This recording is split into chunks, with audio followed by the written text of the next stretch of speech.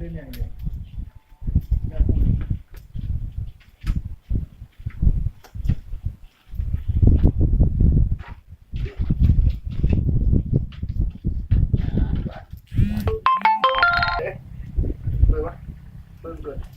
baik pemirsa, kita lihat para jurnalis di tempat ini sedang masak ikan di setempat sini agak dingin ya. Dingin. Mereka asik sambil berpanas-panasan di air berpanas-panasan di dekat api. Mereka sambil memasak ikan dari laut. Ikan dari gunung. Itu ikan dari sana, dari laut dibawa kemari. Ikan asin. Ini ikan asin. Baunya wah sangat menyengat. Bau. Enak, lapar. Biasa ada kalau kami. Jadi kita lihat kegiatan mereka ini sambil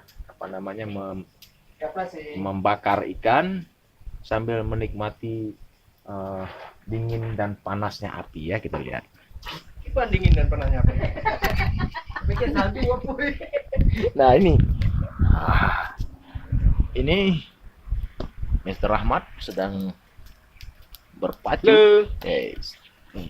Api ya. Sedang Berpacu dengan bakar api. ikan. Nah, Aku ya. nampak ya ikannya ya.